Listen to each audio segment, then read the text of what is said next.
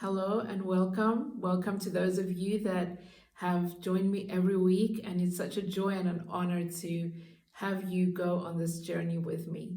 For anybody that's just coming across these videos today and this is your first time watching this, we are on a journey through the book of John in the Bible. Why are we doing this? Because I want to introduce you to the one that I love, to my best friend, to the one that has transformed my life, to the one that can always be trusted, that is true, that is faithful, and that's Jesus himself. You know, many of us know about Christianity, many of us know about Christ. Perhaps we've heard others speak about him, perhaps we've been to church, but if you haven't picked up a Bible and actually read through his precious word, or if you haven't spent time just getting to know him by just praying to him and sharing your concerns and your thoughts with him and allowing him to speak to your heart, then you haven't really discovered the beauty of who Jesus is and the truth about why he came to this earth and what he has done for us. And so, as we've been going through the book of John, we have been discovering just that. We have been getting to know the character of Jesus. We have been getting to understand his heart. We have been getting to know the truth that he spoke about himself. And we will continue to do this today in chapter 10. But first, let me say that last episode, we saw Jesus give sight to a blind man. We saw that this stirred up a lot of controversy again.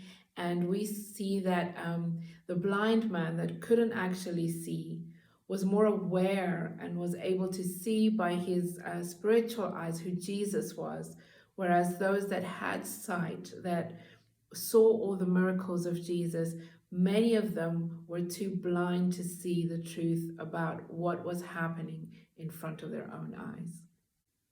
So let me just start reading from chapter 10, and then we will look a little bit in detail about what it's speaking about. And today we're going to see Jesus as our good shepherd. So let me start. Most assuredly I say to you, he who does not enter the sheepfold by the door, but climbs up some other way, the same is a thief and a robber. But he who enters by the door is the shepherd of the sheep. To him the doorkeeper opens, and the sheep hear his voice, and he calls his own sheep by name and leads them out. And when he brings out his own sheep, he goes before them, and the sheep follow him, for they know his voice. Yet they will by no means follow a stranger, but will flee from him, for they do not know the voice of strangers. Jesus used this illustration, but they did not understand the things which he spoke to them. Then Jesus said to them again, Most assuredly I say to you, I am the door of the sheep. All who ever came before me are thieves and robbers, but the sheep did not hear them. I am the door.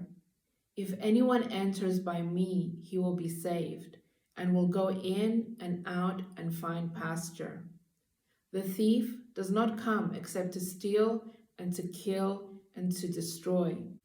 I have come that they may have life, and that they may have it more abundantly.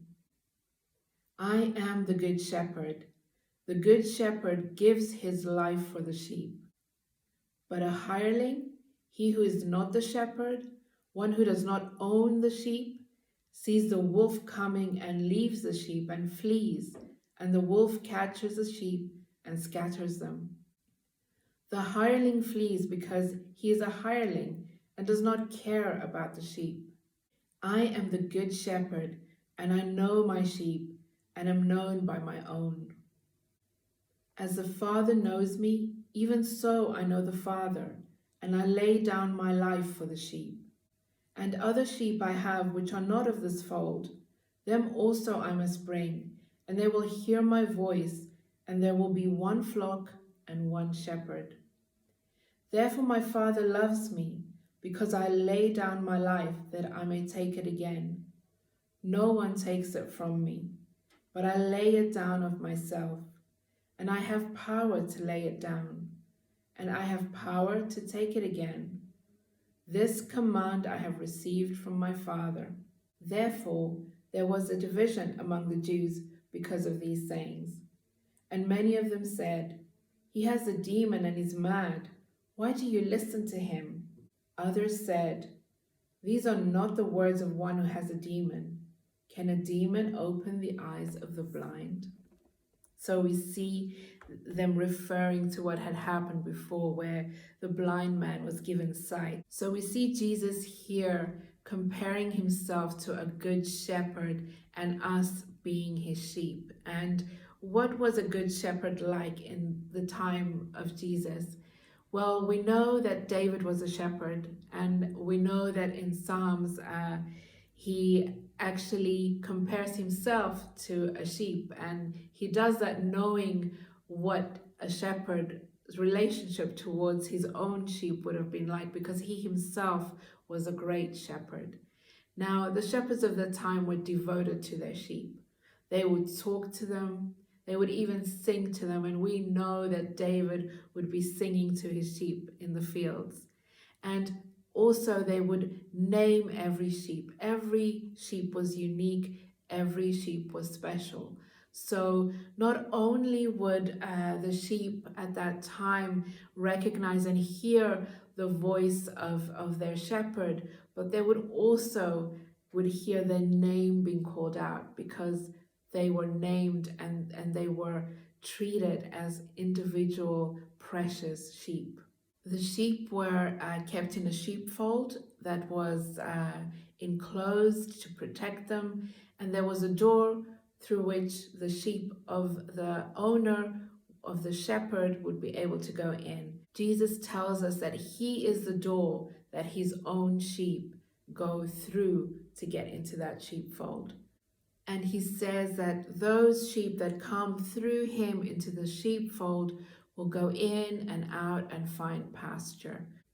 They will find pasture to be able to feed and gain their nourishment, but pasture is also a place where they lie down and they rest and they feel safe. A good shepherd cares and looks after his sheep. We see David, when his sheep were threatened by the lion and the bear, that he put his life at risk to fight both the lion and the bear, to be able to take the sheep out of their mouths and save them. Because this is what an owner would do with his own beloved sheep. But a hireling would not do that. If a wolf came and the sheep were in danger, a hireling, because he's just doing a job, he doesn't own these sheep, he runs, because he only thinks of himself and he only thinks of his own life. And Jesus says to us that he, our good shepherd, gave his life for us. He tells us that he gives his life up for us because he wants to. Nobody makes him, but he chooses out of his own free will to lay down his life so that he can save us, his sheep, from the teeth of the enemy, Satan, who comes to steal us, to kill, to destroy us. But Jesus fights for us and stands in the way to save us from the teeth of the enemy, but to give us, instead of that, life, an abundant life. He knows you. He knows you by name. He is calling you to follow him. Will you recognize his voice? Will you enter through him into his sheepfold and trust him to be your good shepherd?